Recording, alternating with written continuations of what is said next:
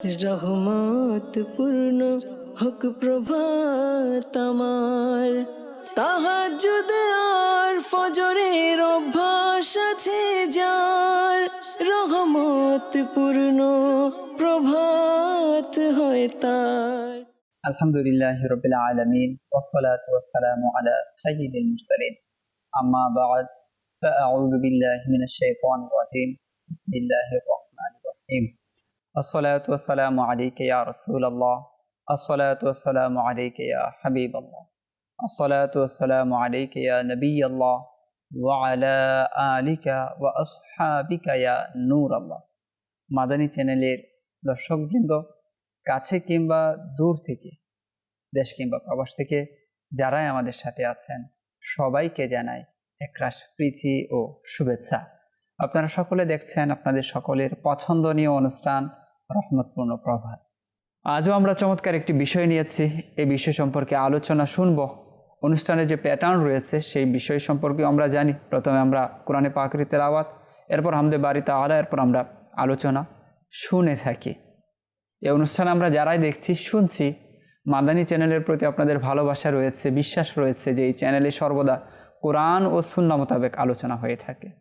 এর মাধ্যমে আমরা উপকৃত হচ্ছি, আমাদের পরিবার উপকৃত হচ্ছে, এবং সেই বিষয়টি আপনারা আপনাদের কলের মাধ্যমে, মেসেজের মাধ্যমে বলেও থাকেন, শেয়ার করে থাকেন।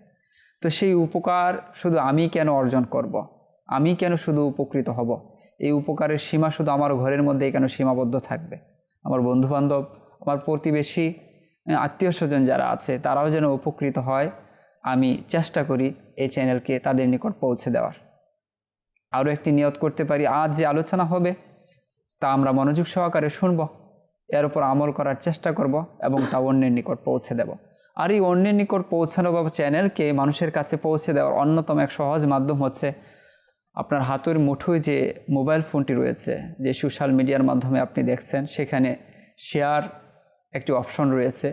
সেখানে আপনি সেই অনুষ্ঠানটি শেয়ার করতে পারেন আপনার খুবই নিকটস্থ বন্ধুবান্ধব, আত্মীয় স্বজনের কাছে। আল্লাহ তাআলা চাইলে তারাও এর মাধ্যমে উপকৃত হবে, হয়তো কারো কারো জীবনও পরিবর্তন হয়ে যেতে পারে। আল্লাহ তাআলা আমাদেরকে এর উপর আমল করার তৌফিক দান করুক। আমরা শুনেছি যে অনুষ্ঠানের প্যাটার্ন সম্পর্কে, অনুষ্ঠানের মূল প্যাটার্নেও প্রবেশ করব, তবে আসুন এর পূর্বে আমরা দুরূদ শরীফের একটি ফজিলত শ্রবণ করে নিই। প্রিয় নবী রাসূল আরবি সাল্লাল্লাহু আলাইহি ওয়াসাল্লাম ইরশাদ করেছেন, আদ-দুআউ বাইনাস সালাতাইনি লা ইউরাদ্দু, অর্থাৎ ওই দোয়া যা দুটি দুরূদ শরীফের মাঝে করা হয় তা কখনো ফিরিয়ে দেওয়া হয় না। সুবহানাল্লাহ। আমরা অনেকেই চাই আমার মনের আকাঙ্ক্ষাগুলো, আমার মনের চাওয়াগুলো, আমি যা চাচ্ছি তা যেন আল্লাহ কবুল করে নিক। তবে এর জন্য এই পন্থা আমাকে অবলম্বন করতে হবে, দুআর পূর্বাপর দুরূদ শরীফ পাঠ করতে হবে। আসুন অনুষ্ঠানের বরকতে আমরা একবার দুরূদ শরীফ পাঠ করে নিই। সল্লু আলাল হাবিব সাল্লাল্লাহু তাআলা আলা মুহাম্মদ সাল্লাল্লাহু আলাইহি ওয়াসাল্লাম। আজকের আলোচ্য কী বিষয় রয়েছে এবং সেই বিষয় সম্পর্কে আলোচনা করার জন্য ইতিমধ্যে তো উপস্থিত হয়েছেন আমাদের শ্রদ্ধেয় মোনাওয়ার ভাই রয়েছেন, এদিকে ফজলুর রাব্বি আত্তারি মাদানী ভাই, এবং আমাদের সাথে প্রতিদিনের মতো আছেন রাকিব আত্তারি মাদানী ভাই। তাদের থেকে আজকের আলোচ্য বিষয় সম্পর্কে ইনশাল্লাহ ডিটেলসে আলোচনা শুনব। তবে আসুন আমরা কোরআনে পাকের তিলাওয়াত শুনে আসি, যে আমাদেরকে কোরআনে পাকের তিলাওয়াত শুনিয়ে দিন। আউযু বিল্লাহি মিনাশ শাইতানির রাজীম। বিসমিল্লাহির রহমানির রহিম। ইয়া হাসরাতান আলাল ইবাদ মা ইয়াতিহিম মির রাসূলিন ইল্লা কানু বিহি ইস্তাহজিউন। ألم يروا كم أهلكنا قبلهم من القرون أنهم إليهم لا يرجعون وإن كل لما جميع لدينا محضرون وآية لهم الأرض الميتة أحييناها وأخرجنا منها حبا فمنه يأكلون وجعلنا فيها جنات نخيل وأعناب وفجرنا فيها من العيون ليأكلوا من ثمره وما عملته أيديهم أفلا يشكرون سبحان الذي خلق الأزواج كلها مما تنبت الأرض ومن أنفسهم ومما لا يعلمون وآية لهم الليل نسلخ منه النهار فإذا هم مظلمون والشمس تجري لمستقر لها ذلك تقدير العزيز العليم والقمر قدرناه منازل حتى عاد كالعرجون القديم لا الشمس ينبغي لها أن تدرك القمر ولا الليل سابق النهار وكل في فلك يسبحون وآية لهم أنا حملنا ذريتهم في الفلك المشحون وخلقنا لهم من مثله ما يركبون وإن نشأ نغرقهم فلا صريخ لهم ولا هم ينقذون إلا رحمة منا ومتاعا إلى حين وإذا قيل لهم اتقوا ما بين أيديكم وما خلفكم لعلكم ترحمون صدق الله العظيم সুবহানাল্লাহ। আল্লাহ পাক সূরা ইয়াসিনের মধ্যে কোন কোন নিয়ামতের চর্চা করেছেন, কোন কোন বিষয়ের প্রতি আমাদেরকে কী করেছেন, দিক নির্দেশনা দিয়েছেন আমরা দেখেছি। এবং বাগানের কথা বলেছেন, জমিন থেকে যে ফসল উৎপন্ন হয় সে বিষয়ে কথা বলেছেন, চন্দ্র সূর্য সম্পর্কে আলোচনা করেছেন। তো আমাদের উচিত কোরআনে পাক অধ্যয়ন করা, বিশেষত সূরা ইয়াসিন যদি আমরা তেলাওয়াত করতে পারি ইনশাআল্লাহ এর অনেক বড় একটি যে ফজিলত রয়েছে আমরা সেটা অ্যাচিভ করতে পারবো। আল্লাহ তাআলা আমাদেরকে তৌফিক দান করুক। আজকের যে আলোচ্য বিষয় রয়েছে খুবই চমৎকার একটি বিষয়। আমরা অনেক সময় হতাশ হয়ে যাই, হতাশ হওয়া যাবে না। হতাশ না হওয়ার অন্যতম একটি মূল মন্ত্র বলা চলে, সেটা হচ্ছে আল্লাহ তাআলার প্রতি ভরসা এবং এর ফজিলত কী রয়েছে, আল্লাহ তাআলার প্রতি ভরসার ফজিলত। তো ইনশাআল্লাহ এই বিষয় সম্পর্কে আমরা শুনবো আলোচনা। হুজুর সাল্লাল্লাহু আলাইহি ওয়াসাল্লামের যে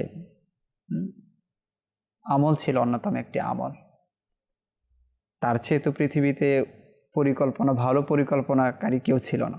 সুন্দরভাবে গুছিয়ে কাজ করা, মানুষকে বললে লাব্বাইক বলা, তো এরকম কেউ ছিল না। তারপরও তার বৈশিষ্ট্য এরকম ছিল, ওয়া উফাউযিদু আমরি ইলাল্লাহ, জি আমি আমার যে কাজ রয়েছে, মুআমালা রয়েছে, সেটা আল্লাহ তাআলার দিকে সুপুর্দ করে দিলাম।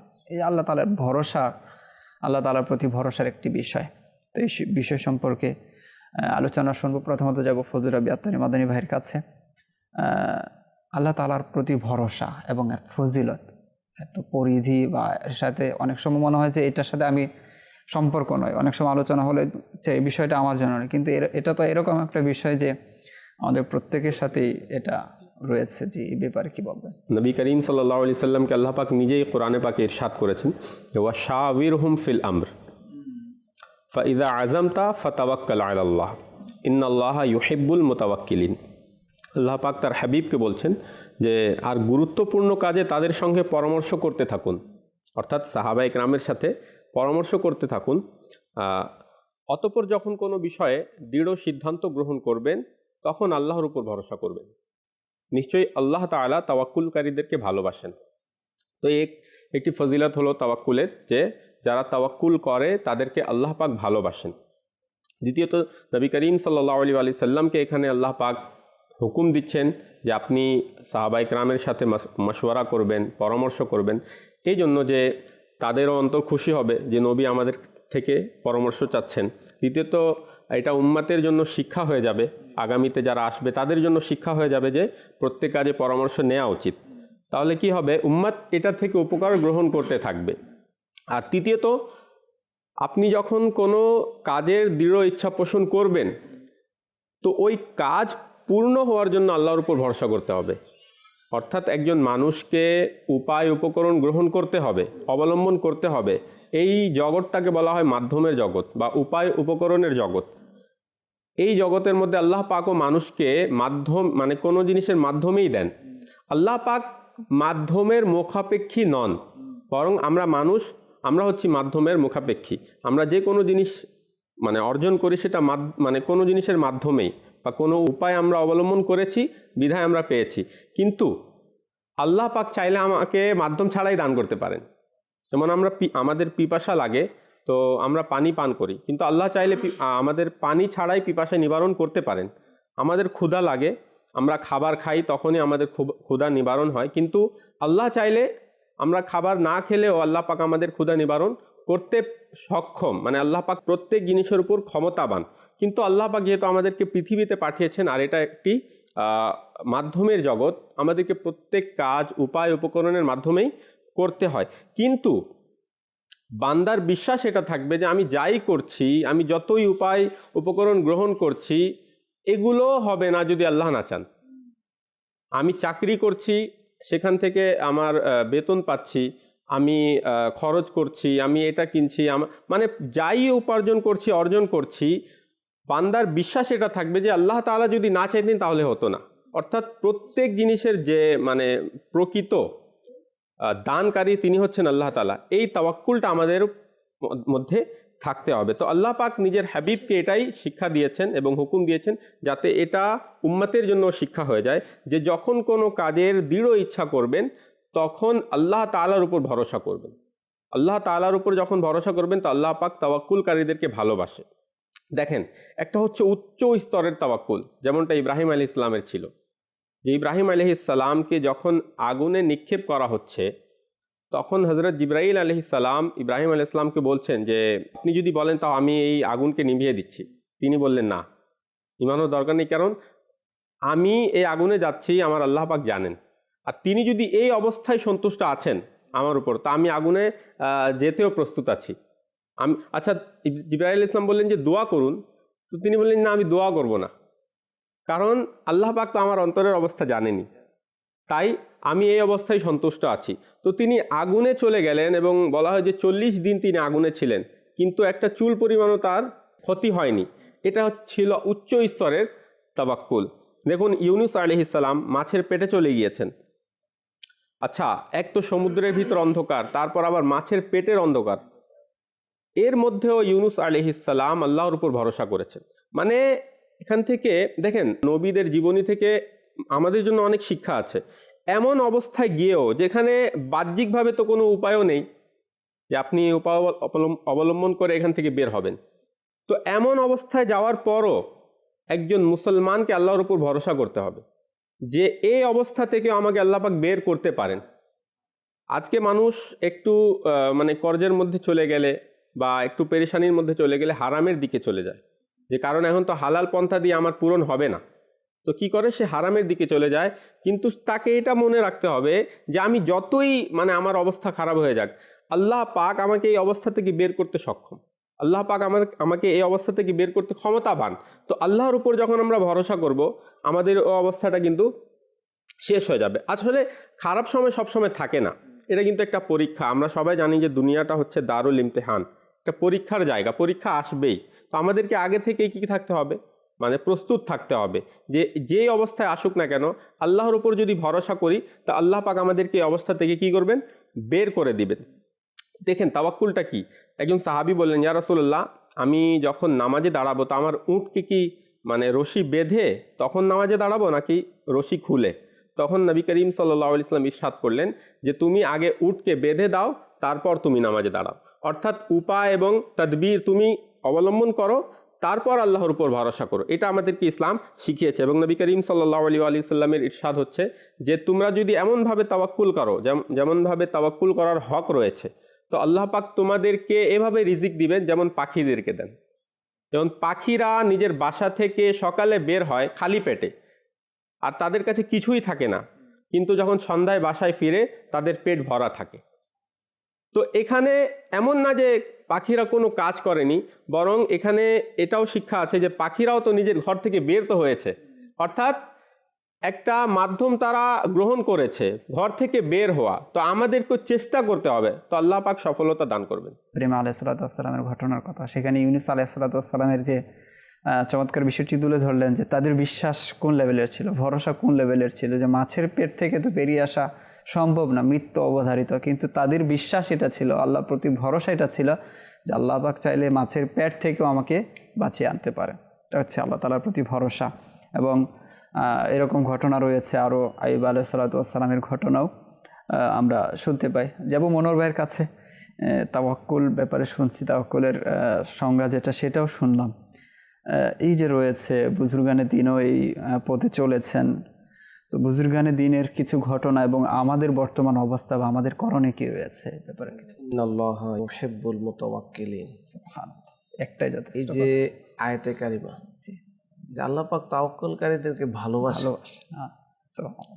এই জিনিসটা যদি কেউ স্টাডি করে, ধ্যানের সাথে নেয়, নিজের জীবনের মধ্যে এমনভাবে অন্তরে গেঁথে নেয় যে বাস, এই যে আয়াতে কারিমে বলেছে অনেক পন্থা আছে। মানুষ চায় যে কর্মচারী যায় তার মালিকের সাথে সুসম্পর্ক গড়ার জন্য, যে মালিক কোনটাতে খুশি। মালিক যদি প্রোডাকশন বাড়িয়ে দেওয়ার ক্ষেত্রে খুশি থাকে তাহলে সে একটা বাড়ানোর চেষ্টা করে। মালিক যদি ফার্স্ট টাইম আসা ক্ষেত্রে সে খুশি হয় তাহলে সেটা করে। অর্থাৎ কোনোভাবে মালিক কিভাবে খুশি হবে সেটা। তা আমার আল্লাহ পাক যিনি কুল কায়নাতের মালিক, তো সে কোন কোন কাজে খুশি হয়, এই বিষয়গুলো তালাশ করে আল্লাহকে খুশি করা মধ্যে যারা কামিয়াব হয়েছেন তাদের মধ্যে সবার আগে রয়েছেন আম্বিয়া আলাইহিমুস সালাম। তাদের প্রতিটা কাজই ছিল আল্লাহর প্রতি ভরসা। আর এর পিছনে কারণ কি? অন্যতম একটা কারণ যে আল্লাহ তাআলা ভালোবাসেন, আল্লাহ বান্দাদেরকে ভালোবাসেন। আমরা তো বলে দেই যে আমরা আল্লাহকে ভালোবাসি, কিন্তু আল্লাহ পাক বান্দাকে ভালোবাসেন। এই ধরনের কথা, এই ধরনের দাবি বা এই ধরনের সিচুয়েশন নিজের মধ্যে তৈরি করা, সিদ্দিক আকবর রাদিয়াল্লাহু তাআলা আনহু অনেক সিচুয়েশন এমন ছিল যে আল্লাহ পাক তার নবীকে জানিয়ে দিয়েছেন যে সিদ্দিক আকবরকে আল্লাহ তাআলা ভালোবাসেন। তো সিদ্দিক আকবর রাদিয়াল্লাহু তাআলা কেমন আল্লাহর প্রতি ভরসা করেছিলেন, আমরা তো নবীদের ভরসা শুনলাম। তা সাহাবায়ে কিরামদের মধ্যে জীবনের প্রতিটা ক্ষেত্রে আল্লাহর প্রতি ভরসা ছিল। আর এক থেকে এক অতুলনীয়, যেটা আমাদের দ্বারা হওয়া বর্তমানে পসিবল না, সম্ভব না। চাইলে সম্ভব, কিন্তু আমাদের ইমানের কমজোরির কারণে আমরা ওই পর্যায়ে পর্যন্ত যেতে পারি না। একটি সুপ্রসিদ্ধ ঘটনা যে যখন একটি ইসলামের মধ্যে যুদ্ধের মধ্যে জিনিসপত্র প্রয়োজন, তো অনেক সাহায্যের প্রয়োজন, ইসলামের প্রচার প্রসারের জন্য, বিজয়ের জন্য, আল্লাহর দ্বীনকে জমিনে প্রতিষ্ঠা করার জন্য। তো আল্লাহ নবী সাল্লাল্লাহু আলাইহি ওয়াসাল্লামের মোবারক বৈশিষ্ট্য এটাই ছিল যে সে ইসলামের জন্য সবার কাছে চাইতেন। তখন আলহামদুলিল্লাহ সাহাবায়ে কেরাম সবাই এগিয়ে আসতেন, যার যা সামর্থ্য রয়েছে তার মধ্যে আল্লাহর প্রতি ভালোবাসা রেখে সেটা দান করতেন। তা আমরা জানি যে এক যুদ্ধের মধ্যে প্রয়োজন হলো, তো সকল সাহাবায়ে কেরাম যার যার সামর্থ্য অনুযায়ী দিচ্ছেন। ওমর ফারুক আজম রাদিয়াল্লাহু তাআলা আনহু দিয়েছেন।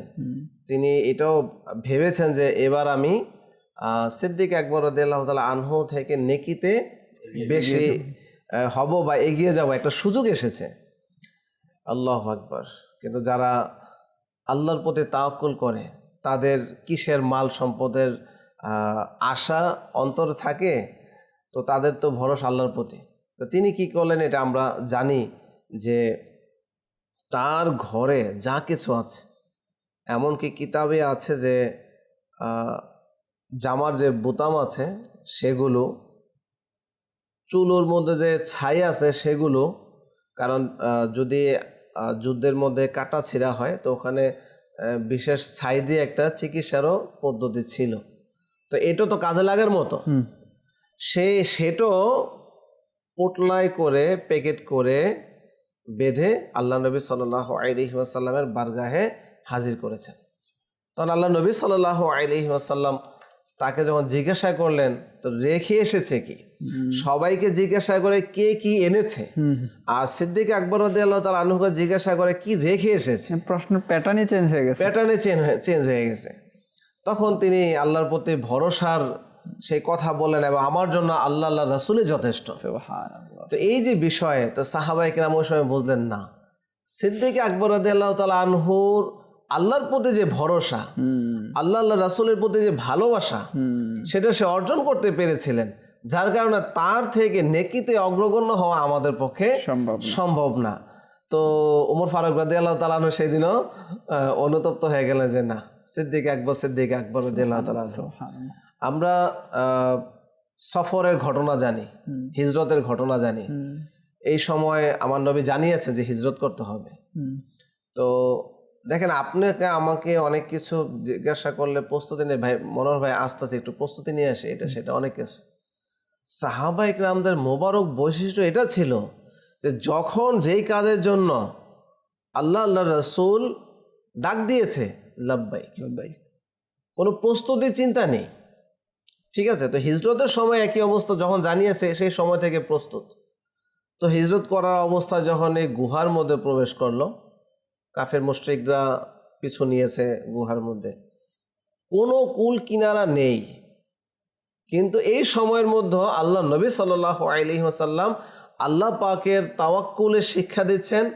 এবং সিদ্দিক আকবর রাদিয়াল্লাহু তাআলা আনহুকে কিতাবে বর্ণিত আছে যে আল্লাহ পাক তো আমাদের সাথে আছেন, এটা তো বলে তাকে সান্ত্বনা দিলেনই, এটাও আছে যে তিনি এই গভীর গুহার মধ্যে সে সিদ্দিক আকবর রাদিয়াল্লাহু তাআলা আনহুকে দেখিয়ে দিলেন, তারপরও যদি আসে আল্লাহ পাক আমাদের জন্য সমুদ্রের কিনারে সেই নৌকা রেখেছেন, আমরা সেটা দিয়ে পার হয়ে যেতে পারবো।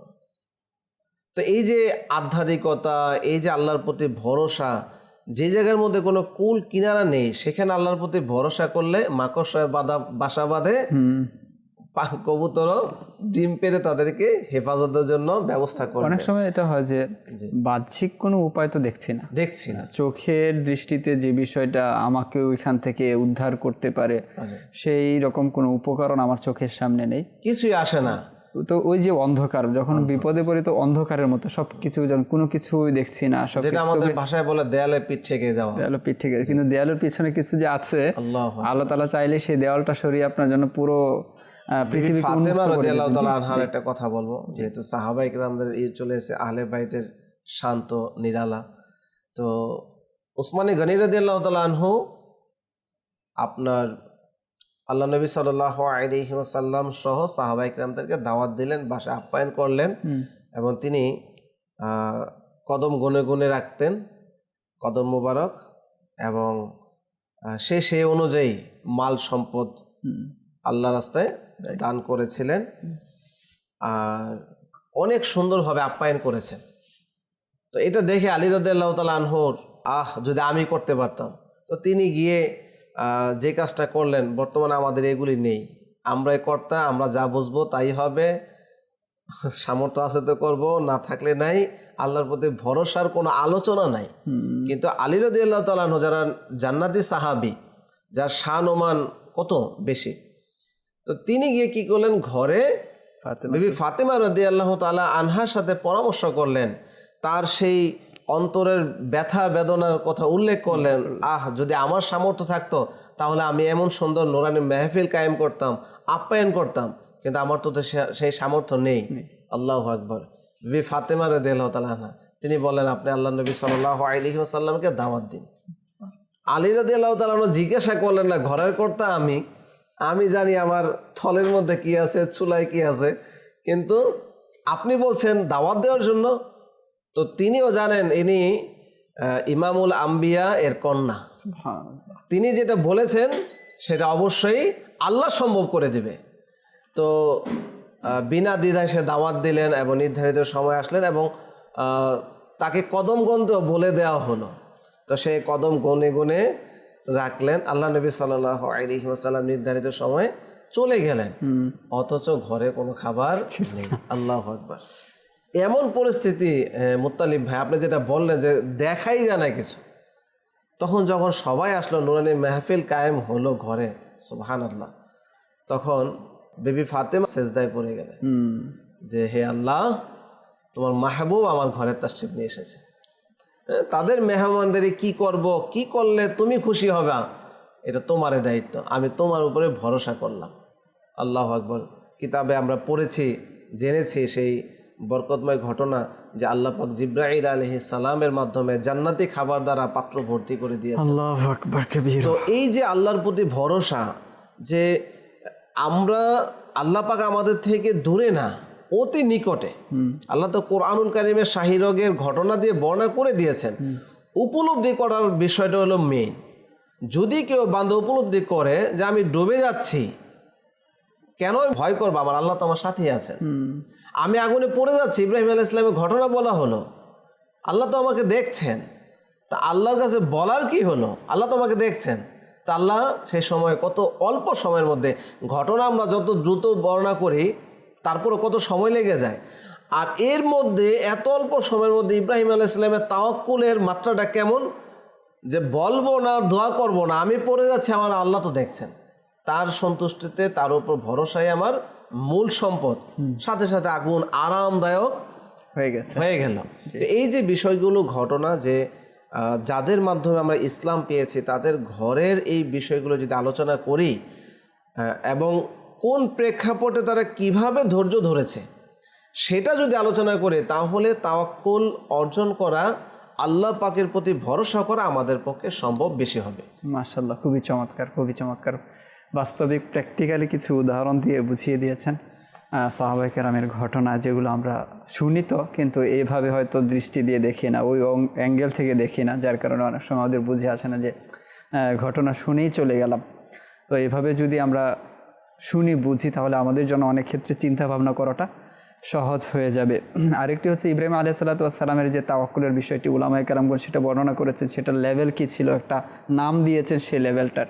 তো আমরা ওই লেভেলে পৌঁছাতে পারবো না, আমাদের জন্য উলামায়ে কেরামগণ বলেন যে বিপদে পড়লে আল্লাহ তাআলার নিকট দোয়াই করা, যে আমাকে ওই বিপদ থেকে উদ্ধার করুন। আর এটাই শিক্ষা আমাদেরকে দেওয়া হয়েছে।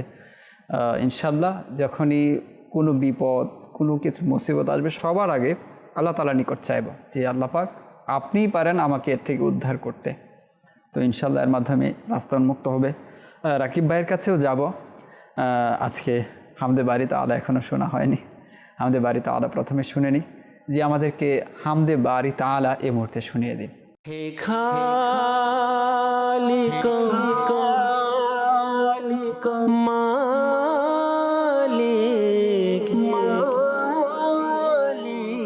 রব মহান,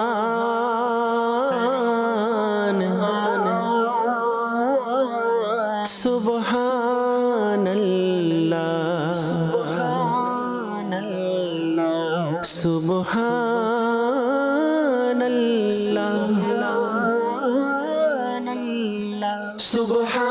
সুবহানাল্লাহ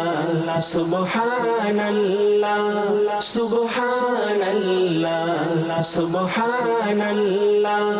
হে খালিক মালিক রব মহান, হে খালিক মালিক রব মহান, সুবহানাল্লাহ সুবহানাল্লাহ সুবহানাল্লাহ সুবহানাল্লাহ। তুমি স্রষ্টা আমার, আমি বান্দা তোমার, তুমি স্রষ্টা আমার, আমি বান্দা তোমার, সুবহানাল্লাহ সুবহানাল্লাহ সুবহানাল্লাহ সুবহানাল্লাহ। মোরা ভিখারি তুমি দাতা, মোরা ভিখারি তুমি দাতা, মোরা বান্দা তুমি মওলা, মোরা বান্দা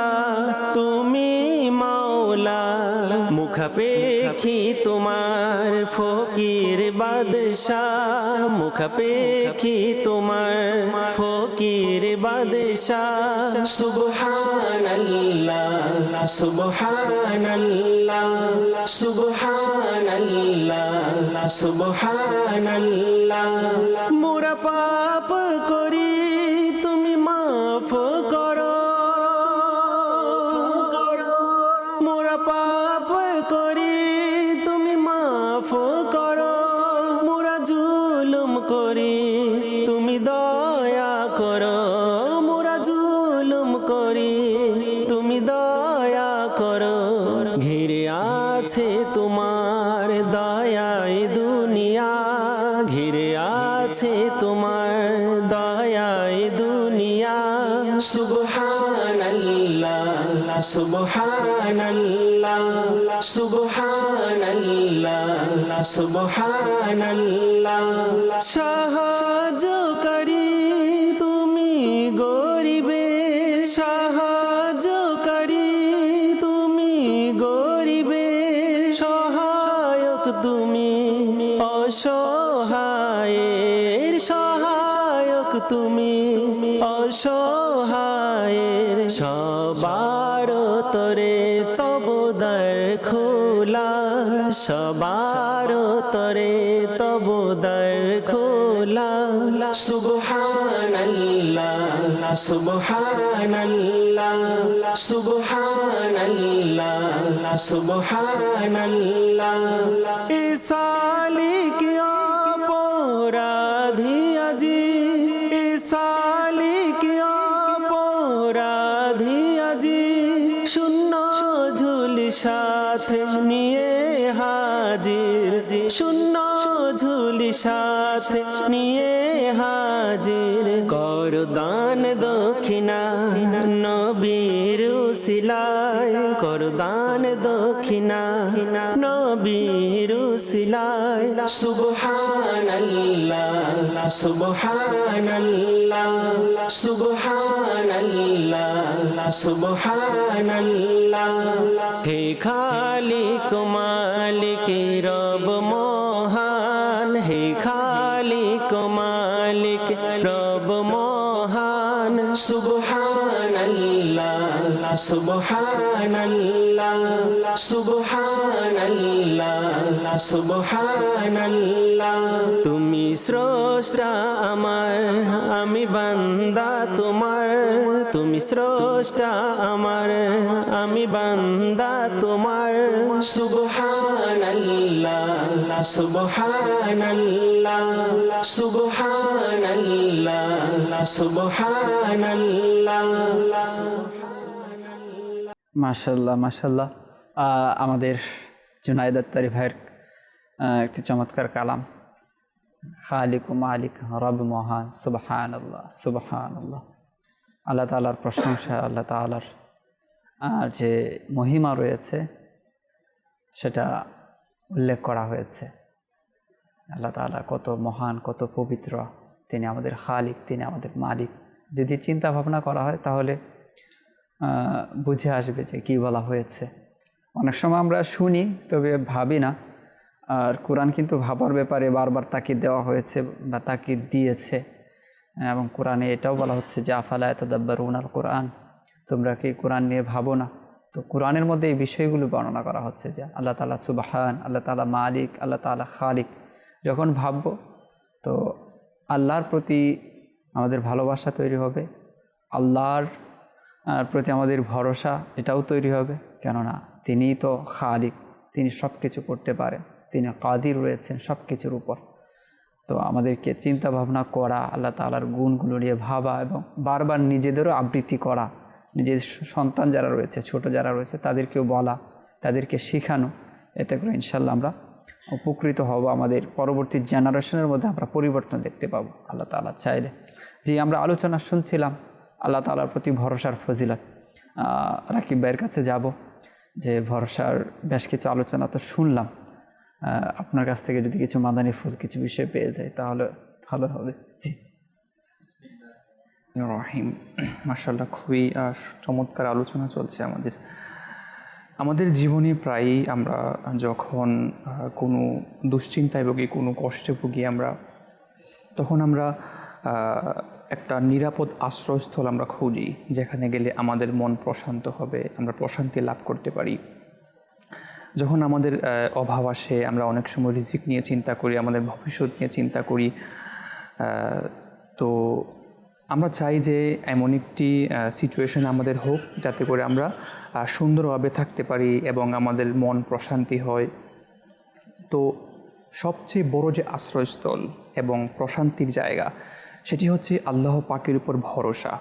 অর্থাৎ আমরা যদি নিরাপদ আশ্রয়স্থল খুঁজতে যাই এবং পেতে চাই, সেটি হচ্ছে আল্লাহ পাকের উপর ভরসা। যেটি আমরা শুনছিলাম যে তাওয়াক্কুল নিয়ে, তাওয়াক্কুল কি, কেন, এবং তাওয়াক্কুল করলে কী কী ফজিলত রয়েছে, কী কী সুসংবাদ রয়েছে, তাওয়াক্কুল না করলে কী কী ক্ষতি রয়েছে, এগুলো কোরআনে পাকে রয়েছে, হাদিসে পাকও এসেছে। এবং তাওয়াক্কুল আমাদের কেন করা জরুরি, এবং যারা আমাদের পূর্ববর্তী বুজুর্গানে কেরামগণ ছিলেন, যারা নেককার বান্দারা ছিলেন, তাদের আল্লাহ পাকের প্রতি ভরসা কেমন ছিল, আল্লাহ পাকের প্রতি আস্থা তারা কেমন রাখতেন, তাদের ঘটনা থেকে আমাদের জন্য কী কী শিক্ষা রয়েছে ইনশাআল্লাহ পর্যায়ক্রমে বলার চেষ্টা করব।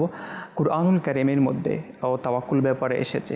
তাওয়াক্কুল বিষয়, আল্লাহ পাকের প্রতি ভরসা রাখা, আল্লাহ পাকের উপর আস্থা রাখা, এটি হচ্ছে ফরজে আইন, যেটি হচ্ছে ফরজ, আল্লাহ পাকের উপর তাওয়াক্কুল রাখা এবং তাওয়াক্কুলের জ্ঞান অর্জন করাও ফরজে আইন। আল্লাহ পাক কুরআনুল কারীমের মধ্যে ইরশাদ করেছেন, ইন ইয়ানসুরুকুমুল্লাহু ফালা গালিবা লাকুম, অর্থাৎ যদি আল্লাহ তোমাদেরকে সাহায্য করেন তবে তোমাদের কেউই এর উপর বিজয়ী হতে পারবে না। ওয়া ইন ইয়াখযুলকুম ফামান যাল্লাযী ইয়ানসুরুকুম মিন বাদিহি, যদি আল্লাহ পাক তোমাদেরকে সাহায্য না করেন তাহলে তোমাদেরকে কে সাহায্য করবে। ওয়া আলাল্লাহি ফালইয়াতাওয়াক্কালিল মুমিনুন, এবং মুমিনদের আল্লাহর প্রতি ভরসাই করা উচিত। অপর আয়াতের মধ্যে আল্লাহ পাক ইরশাদ করেন সূরা আল ইমরানের মধ্যে, উল্লান ইউসিবানা ইল্লা মা কাতাবাল্লাহু লানা হুয়া মাওলানা, আল্লাহ আমাদের জন্য যা কিছু নির্দিষ্ট করে দিয়েছেন, যা কিছু আমাদের জন্য লিখে দিয়েছেন, তাছাড়া অন্য কিছু আমাদের সাথে ঘটবে না, তিনি তো আমাদের মাওলা। ওয়া আলাল্লাহি ফালইয়াতাওয়াক্কালিল মুমিনুন, এবং আর আল্লাহর উপরে মুমিনদের ভরসা করা উচিত, দরকার। সূরা তাওবার মধ্যে এসেছে, ফাইন তাওয়াল্লাউ ফাকুল হাসবিয়াল্লাহু লা ইলাহা ইল্লাহু, যদি তারা মুখ ফিরিয়ে নেয় তাহলে তুমি বলে দাও হাসবি আল্লাহ, আল্লাহ পাক আমার জন্য যথেষ্ট, লা ইলাহা ইল্লাহু, তিনি ছাড়া অন্য কোনো মাবুদ নেই, ইলাহ নেই, আলাইহি তাওয়াক্কালতু ওয়া হুয়া রাব্বুল আরশিল আযীম, আর আমি তারই উপর নির্ভর করছি এবং তিনি হলেন আরশে আযীমের রব, আরশে আযীমের মালিক। অন্য আয়াতের মধ্যে আল্লাহ পাক ইরশাদ করেছেন, সূরা তাওবার মধ্যে এসেছে, ওয়াকালা মূসা ইয়া কওমি, মূসা আলাইহিস সালাম বলেছেন, হে আমার জাতির লোকেরা, ইন কুনতুম আমানতুম বিল্লাহি, যদি তোমরা আল্লাহ পাকের উপর পূর্ণ আস্থা রেখে থাকো, ঈমান এনে থাকো, ফা আলাইহি তাওয়াক্কালু ইন কুনতুম মুসলিমিন, তবে তোমাদের উচিত যদি তোমরা মুসলমান হয়ে থাকো আল্লাহ পাকের উপর ভরসা করা। ফাকালু আলাল্লাহি তাওয়াক্কালনা, তারা বলল আমরা আল্লাহ পাকের উপর তাওয়াক্কুল করেছি, ভরসা রেখেছি। রব্বানা লা তাজআলনা ফিতনাতান লিল কওমিজ জালিমিন, হে আমাদের রব, আমাদেরকে এই জালিমদের লক্ষ্যস্থল বানাবেন না। অন্য আয়াতের মধ্যে আল্লাহ পাক বলেছেন, যেমন সূরা ইউসুফের মধ্যে এসেছে, ওয়া তাওয়াক্কাল আলাল হাইয়িল্লাযী লা ইয়ামুতু, যে তোমরা তাওয়াক্কুল করো, ভরসা করো এমন চিরজীব সত্তার উপর যিনি মরেন না, মারা যান না। ওয়াসাব্বিহ বিহামদিহি, এবং তার প্রশংসায় তোমরা তাসবিহ পাঠ করো। ওয়াকাফা বিহি বিদুনুবি ইবাদিহি খবীরা, এবং তিনি তার বান্দাদের পাপ সম্পর্কে যথেষ্ট অবহিত। অপর আয়াতে আল্লাহ পাক ইরশাদ করেন সূরা ফুরকানের মধ্যে, ফাতাওয়াক্কাল আলাল্লাহ, তোমরা আল্লাহ পাকের উপর ভরসা করো, ভরসা রাখো, ইন্নাকা আলাল হকিল মুবিন, তুমি তো সুস্পষ্ট সত্যের উপর প্রতিষ্ঠিত।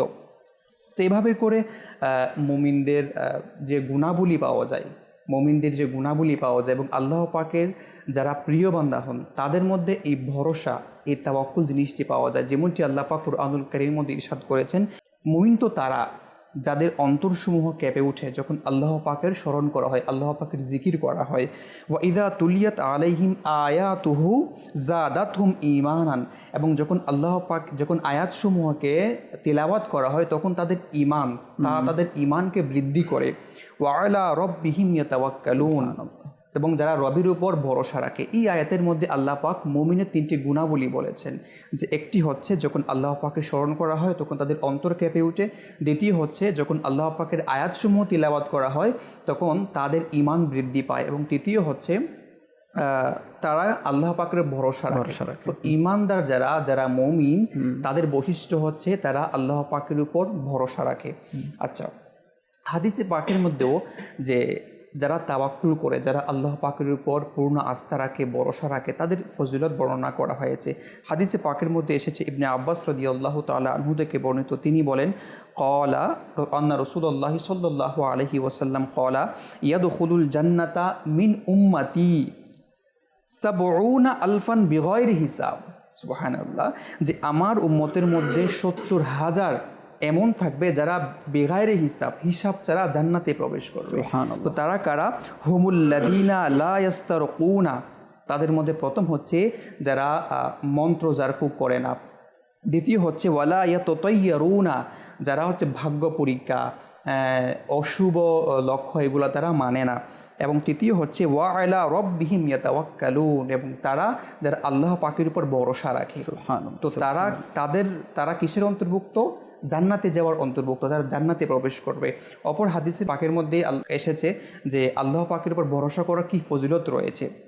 যেমনটি আন আবি হুরায়রা রাদিয়াল্লাহু তাআলা আনহু আন্নান নবী সাল্লাল্লাহু আলাইহি ওয়াসাল্লাম ক্বালা, রাসূল সাল্লাল্লাহু আলাইহি ওয়াসাল্লাম বলেছেন ইযা খরাজার রাজুলু মিন বাবি বাইতিহি আও মিন বাবি দারিহি, যখন একজন ব্যক্তি তার ঘরের বা বাড়ির দরজা থেকে বের হয়, কানা মাআহু মালাকানি মুআক্কালানি বিহি, তখন তার সাথে 2জন ফেরেশতা নিযুক্ত করে দেওয়া হয়। ফাইদা ক্বালা বিসমিল্লাহ, যখন সেই ব্যক্তি বলে বিসমিল্লাহ, ক্বালা হুদিয়াত, তখন ওই 2জন ফেরেশতা বলে তোমাকে হেদায়েত দান করা হয়েছে। সুবহানাল্লাহ। ওয়াইদা ক্বালা, এবং ওই ব্যক্তি যখন বলে লা হাওলা ওয়ালা কুওয়াতা ইল্লা বিল্লাহ, ক্বালা উকিয়াত, তখন ওই 2জন ফেরেশতা বলে যে তোমাকে রক্ষা করা হয়েছে। ওয়াইদা ক্বালা তাওয়াক্কালতু আলাল্লাহ, এবং ওই ব্যক্তি যখন বলে তাওয়াক্কালতু আলাল্লাহ, আমি আল্লাহ পাকের উপর ভরসা করেছি, ক্বালা কুফিয়াত, তখন ওই ফেরেশতা বলে যে তোমার জন্য আল্লাহ পাক যথেষ্ট হয়েছেন। সুবহানাল্লাহ। ক্বালা ফায়ালকাহু করিনাহু, অতঃপর তার সাথে 2জন সাথী নিযুক্ত করা হয়, তার সাথী সাক্ষাৎ করে। ফায়াকুলানি মাযা তুরিদানি, তখন ওই 2জন ফেরেশতা বলে মাযা তুরিদানি মিন রাজুলিন, তোমরা ওই ব্যক্তির সম্পর্কে তোমরা আর কি চাও? কদ হুদিয়া ওয়া কুফিয়া ওয়া উকিয়া, যাকে হিদায়াত দেওয়া হয়েছে, যাকে রক্ষা করা হয়েছে, এবং যার জন্য আল্লাহ পাক যথেষ্ট হয়ে গেছেন। তো এই হচ্ছে যারা আল্লাহ পাকের উপর পূর্ণ আস্থা রাখে, ভরসা রাখে। সবচেয়ে বড় যে ফজিলত, যারা আল্লাহ পাকের উপর ভরসা রাখে, সবচেয়ে অনেক ফজিলত তো অনেকগুলো আছে, কিন্তু সবচেয়ে বড় ফজিলত হচ্ছে যারা আল্লাহ পাকের উপর ভরসা রাখে তার ঈমান হিফাজত থাকে। কেননা শয়তান যখন কোনো বান্দার উপর হামলা করে, ঈমান নষ্ট করে, সর্বপ্রথম সে আল্লাহ পাকের প্রতি ভরসা দুর্বল করে দেয়। এজন্য যার যত আল্লাহ পাকের উপর ভরসা বেশি থাকবে তার জন্য ততই উপকার, এবং সে ততই আল্লাহ পাকের নৈকট্য হতে পারবে। যারা আল্লাহ পাকের প্রিয় বান্দা হয় তাদের মধ্যে 4টা গুণ রয়েছে, তার 4টা গুণ তাদের মধ্যে থাকে। বলা হচ্ছে 4টি জিনিস এমন রয়েছে আল্লাহ পাক যাকে পছন্দ করেন তাকে দান করেন। 1 নম্বর হচ্ছে নীরবতা, এটি হচ্ছে ইবাদতের সূচনা বা প্রথম ইবাদত বলা যায় নীরবতা। দ্বিতীয় হচ্ছে ওয়াত তাওয়াক্কুল আলাল্লাহ, আল্লাহ পাকের উপর ভরসা, এটি হচ্ছে আল্লাহ পাকের প্রিয় বান্দাদের গুণাবলীর মধ্যে অন্তর্ভুক্ত। তৃতীয় হচ্ছে বিনয়ী। 4 নম্বর হচ্ছে এবং দুনিয়ার প্রতি অনাগ্রহ। তো এই যে ঈমানদারের গুণাবলী, যারা আল্লাহ পাকের উপর ভরসা করে তাদের কেমন ফজিলত রয়েছে। অতএব আমাদেরও উচিত যে আল্লাহ পাকের উপর ভরসা রাখা। মাশাআল্লাহ, খুবই চমৎকার। কোরআনের একাধিক আয়াত আমরা শুনলাম যেখানে তাকিদ দেওয়া হয়েছে যে মুমিনদের উচিতই হচ্ছে আল্লাহ পাকের উপর ভরসা করা। তো আমাদেরকেই তো বলা হচ্ছে না, আমরাই তো আল্লাহ তাআলার প্রতি বিশ্বাস রাখি, পরকালে বিশ্বাস রাখি, কোরআনে বিশ্বাসী আমরা। সর্বশেষ নবী হযরত মুহাম্মদ সাল্লাল্লাহু আলাইহি ওয়াসাল্লাম, তার প্রতি আমরা বিশ্বাস করি, বিশ্বাস রাখি। তো এই যে কথাগুলো বলা হয়েছে সেটা হচ্ছে আমাদেরকে বলা হয়েছে। এখানে আরও একটি বিষয়, 2টি বিষয়কে একসাথে অ্যাড করব। একটা তো হচ্ছে যে ভরসা, শয়তানের প্রথম হামলা হচ্ছে মানুষকে আসলে ভরসাকে দুর্বল করে দেয়। এটা কেমন, যে মুমিন যারা রয়েছে, মুসলমান যারা রয়েছে, তাদের মধ্যে একটি বিষয় খুব পাওয়া যায়, যেটা হচ্ছে আত্মহত্যার যে বিষয়টি আছে এটা কম পাওয়া যায়। মানে মুমিন মুসলমানরা আত্মহত্যা করে না, যারা প্রকৃতপক্ষে ইলমের জ্ঞান রয়েছে, শরীয়তের যাদের জ্ঞান রয়েছে, তারা ওই পথে তো কখনো অগ্রসরই হয় না। কেন অগ্রসর হয় না? কেন তারা জানে আমি যে জায়গাতেই আছি না কেন, সেই জায়গা থেকে আমার রব আমাকে উত্তোলন করতে পারে, আমাকে বের করতে পারেন। আল্লাহ তাআলা সেটা দেখেন, এবং এটা হয়ও। দেখা যাচ্ছে মুমিন কামড় দিয়ে বসে আছে, এত বিপদ তো ভোর চলে আসে। সেটা যতই অনেক সময় দীর্ঘ মনে হোক না কেন, সকাল তো আসবেই।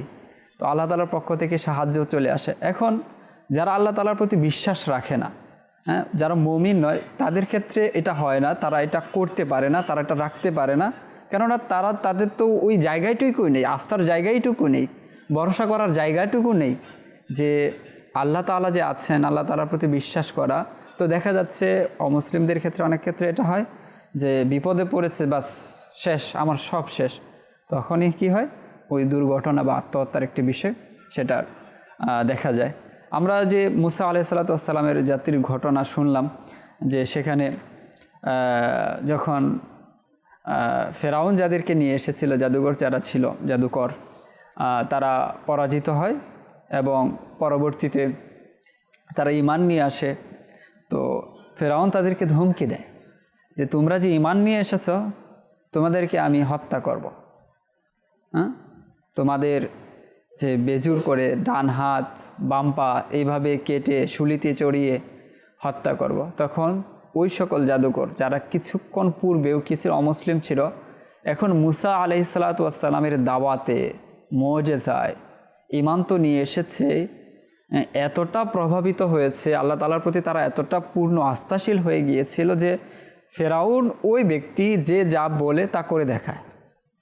যে মুসা আলাইহিসসালাতু ওয়াসসালাম পৃথিবীতে আসবেন, এই সংবাদ শোনার পর ফেরাউন কিন্তু অনেক চেষ্টা করেছে, এবং সে যে পদক্ষেপগুলো নিয়েছে মানুষ কল্পনাও করতে পারেন যে এইগুলো মানুষ করতে পারে।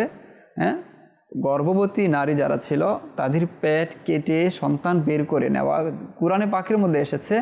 ওইটা ছিল ওই ব্যক্তি জালিম, সে যা বলে তা করে, কিন্তু সেখানে তাদেরকে ধমকি দেওয়া হচ্ছে যে তোমরা যে আমার সাথে যে এই কাজটা করলা, মুসা আলাইহিসসালাতু ওয়াসসালামের কথার উপর তোমরা ঈমান নিয়ে এলে, তো তোমাদের আমি এইভাবে কি করব, শহীদ করব, হত্যা করব।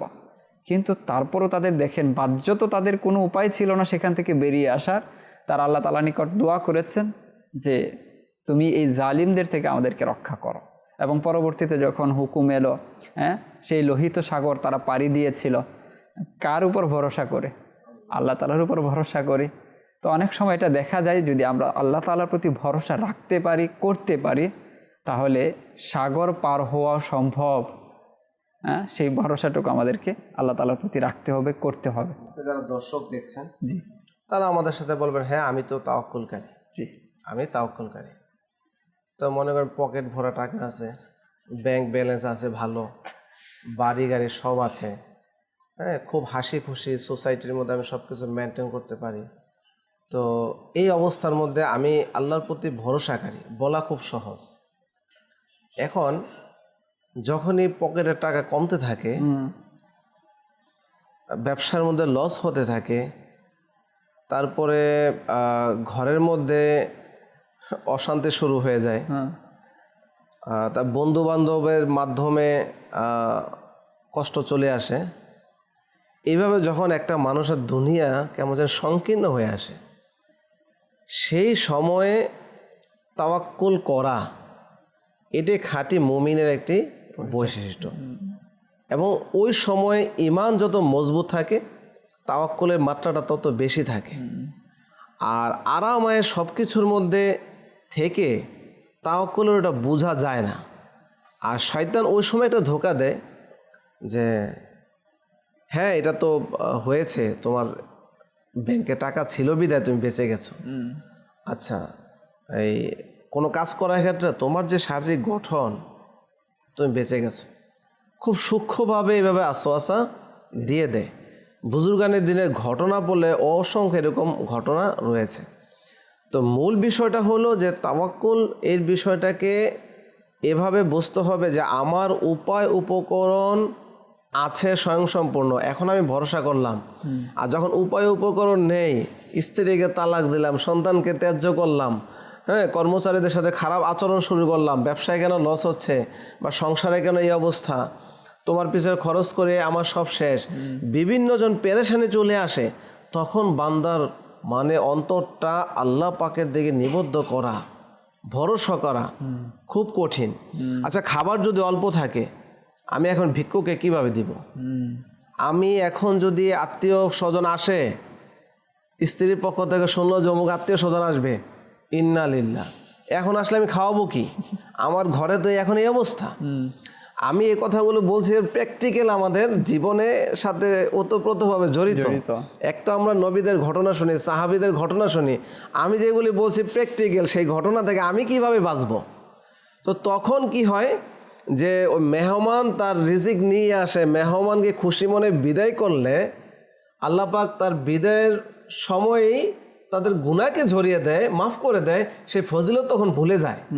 তখন মনে পড়ে কি, আমার কাছে তো এই পরিমাণ চাল আছে, আমার কাছে তো এই পরিমাণ টাকা আছে। আমি প্র্যাকটিক্যাল দেখেছি যে এক আত্মীয়ের বাসায় সে অনুষ্ঠান সুসম্পন্ন প্রায়, কিন্তু আরও কয়েকদিন আছে তার বাসায় মেহমান আছে, সে হাটে আর যায়, আল্লাহ টাকা শেষ হয়ে যাচ্ছে, আল্লাহ টাকা শেষ হয়ে যাচ্ছে, হ্যাঁ এখন কি করব, মানে পেরেশান। ঠিক আছে, যে তার পুরো পেরেশানি দূর করে দিয়েছে অলরেডি, যে বিয়ের অনুষ্ঠানের মধ্যে লক্ষ লক্ষ টাকা খরচ হয়, এখন ইচ্ছাই হোক অনিচ্ছাই হোক, সে পেরেশানি শেষ। এখন বিয়ের পরে কিছু মেহমান আছে, সেটার জন্য সে ব্যতিব্যস্ত হয়ে যাচ্ছে, অথচ তার বাক্য হওয়া কি দরকার ছিল, আলহামদুলিল্লাহ আল্লাহ পাক বড় পেরেশানি থেকে দূর করেছে, এটা দূর করেই দিবে। ঠিক না, একটা মুমিন তো এটাই বলবে। তো দেখেন, যখন এই ধরনের সিচুয়েশন সৃষ্টি হয়, তখন আমাদের তাওয়াক্কুল মজবুতির সাথে অন্তরে বসিয়ে রাখতে হবে, ধরে রাখতে হবে। আর এটা ধরার জন্য আমির আহলে সুন্নাত প্রায় বলে যে আপনি যে একটা কাজ করবেন, আপনি তো আজকে এই অনুষ্ঠান তো বারবার চলবে না, এর দর্শক যারা শুনছেন তারাও বারবার শুনবে না, তাহলে করণীয় কি? তো করণীয় হলো আমাদের জীবনের যখনই এই ধরনের সিচুয়েশন আসবে, তার পূর্বেই, যেমন নামাজের পূর্বে উজু করি, প্রশান্তি আসে, পবিত্রতা অর্জন করতে হয় সব কিছু, তো ঠিক তেমন যদি কেউ আকাশে মেঘ দেখে তখন বৃষ্টি কিন্তু প্রস্তুতি নেয়, ফসল থাকলে ঘরে আনে, পোশাক থাকলে ঘরে আনে, এরকম। তা আমাদের জীবনে যদি এরকম কোনো ধরনের কিছু সূচনা ঘটে যে হতে পারে আমার এখন ইমান দুর্বলতার কারণে আমি খুব নড়বড়ে হয়ে যেতে পারি, তখন তাদের উচিত হলে আল্লাহ পাকের এই কালামুল্লাহ শরীফগুলো তেলাওয়াত করা, শ্রবণ করা, তর্জমাগুলি শোনা, হাদিসে পাক শোনা, সাহাবা ইকরামদের ঘটনাগুলি শোনা, আর এই ধরনের অনুষ্ঠান যদি ডাউনলোড করে থাকে তাহলে অনুষ্ঠানগুলি শুনতে থাকা। তো এই আমির আহলে সুন্নাত বলে যে এইগুলি যখনই সে তার আমল অনুযায়ী এই উৎসাহমূলক বয়ান শ্রবণ করবে, তাহলে তার জন্য ওই আমলটা করা সহজ হয়। তা আল্লাহর প্রতি যদি কেউ ভরসা রাখতে চায়, তাকে উচিত হবে যে এই ধরনের বিষয়গুলি সবসময় তাদেরকে উপস্থিত রাখা, যাতে করে সে তার ফ্যামিলি নিয়ে বা নিজের মধ্যে সেই সন্তুষ্টির জায়গাটা তৈরি করতে পারে এবং তাওয়াক্কুল অবলম্বন করতে পারে। ফুজাল বিন আয়াজ রহমতুল্লাহ আলাইহি অনেক বড় ডাকাত ছিলেন এবং তার ডাকাতের এরিয়া ছেড়ে মানুষ কাফেলা নিয়ে দূরে দিয়ে পালিয়ে যেত, কিন্তু সে এগুলোকে জানতো খারাপ এবং তার অন্তর আল্লাহর প্রতি ভরসায় এমন নিবদ্ধ ছিল যে আল্লাহ আমাকে অবশ্যই একসময় উত্তরণ করবে। তা আল্লাহ তাকে কেমন তওবার তৌফিক দিলেন এবং সে জগৎ বিখ্যাত আল্লাহর ওলি হয়ে গেলেন। আচ্ছা, ওই তাকাজাগুলি পূর্ণ করেছে। কিতাবে বর্ণিত আছে সে শহরে শহরে ঘুরে ঘুরে ঘুরে ঘুরে প্রত্যেকের কাছে তার পাওনা পরিশোধ করেছে এবং তাদের থেকে ক্ষমা চেয়েছে, এরকম ঘটনা আছে। তো তার মানে হলো যে বৈধভাবে তাওয়াক্কুল করা। তো পরবর্তী আয়াতে কারিমা শোনার কারণে সে হেদায়েতের পথে আসলো, তার ঘটনা আছে। আমরা জানি রোজাদার ডাকাত, তো ডাকাতি করতো, কিন্তু তার আবার আল্লাহর প্রতি একটা ভরসা ছিল যে আল্লাহ পাক আমাকে এর থেকে বাঁচিয়ে আমাকে কখনো না কখনো নেককার বানাবে। তো যখন এক বুজুর্গ দেখলো যে সে ডাকাতের খাবার দাবার সবাই খাচ্ছে, কিন্তু ডাকাত খাচ্ছে না, কারণ কি, একটা আকর্ষণ সৃষ্টি হলো। তো বলো যে আমি রোজা রেখেছি। অবাক বিষয়, যে হারাম কাজ করছে আবার রোজাদার। তো বললো যে হ্যাঁ, আল্লাহ পাকের কাছে সাথে সমঝোতা করার জন্য তো আল্লাহর প্রতি ভরসা রেখে কোনো একটা লাইন তো খোলা রাখতে হবে। তা আমি রোজা রাখি। তো ঠিকই দেখলো ওই বুজুর্গ যখনই কাবাতুল্লাহ শরীফে গেল, হজে গেল বা জিয়ারতের উদ্দেশ্যে গেল, দেখলো যে এক ব্যক্তি চমকদার চেহারা, সে কাবাঘর তাও করছে। যখন তার পর্দা সরে গেল, দেখলো যে ওই ডাকাত। তখন ডাকাত বলল, হ্যাঁ আমি আপনাকে বলেছিলাম না যে আল্লাহ পাকের সাথে সমঝোতা করার জন্য আমি যে আল্লাহ পাকের প্রতি ভরসা রেখে রোজা রেখেছি, সেটা আমার কাজে এসেছে। আল্লাহ আমাকে তওবার তৌফিক দিয়েছে, এখন আমি আজকে কাবাতুল্লাহ শরীফে জিয়ারতে চলে এসেছি। তো এই যে বিষয়টা, যে বৈধ আমলের মাধ্যমে, বৈধ কিছুর মাধ্যমে যদি বান্দা তাওয়াক্কুল আল্লাহর পাকের কাছে করে, তখন সেটা গ্রহণযোগ্য হবে এবং এমনভাবে করবে যে রোজাদার ডাকাতও আল্লাহ পাকের নেক বান্দা হয়ে যাবে। সুবহানাল্লাহ, খুবই চমৎকার। তবে এটার তো সুযোগ নেই, কারণ ফুজাইল বিন আয়াজের যে কথা আপনি বলেছেন, পরবর্তীতে তিনি অনুশোচনায় শহরে শহরে ঘুরে ঘুরে মানুষের কাছে ক্ষমা চেয়েছেন যে আমি অন্যায়ভাবে সম্পদ নিয়েছিলাম, আপনার সম্পদ আপনি রাখুন, আমাকে ক্ষমা করে ভাই। জি, ইসলামের কিছু আদব রয়েছে, যেমন নিয়ম নীতি রয়েছে। আমরা যখন এই ঘটনা শ্রবণ করি, তার মানে এখন আমি ডাকাতি করা শুরু করব, তারপরে কত বছর পরে গিয়ে তওবা করব, আমার সময় আসবে। বলা হয়েছে যে কিছু গুনাহ, কিছু বদ অভ্যাস এটা আস্তে আস্তে দূর হয়। তো মিথ্যা বলার অভ্যাস, আপনি আজকে চাইলেই আল্লাহর প্রতি ভরসা করে সম্ভব, কিন্তু এটা আস্তে আস্তে যায়। বেশি কথা বলার বদ অভ্যাস, এর মধ্যে গীবত হয়ে যায়, চুগলি হয়ে যায়, আস্তে আস্তে চলে যাবে।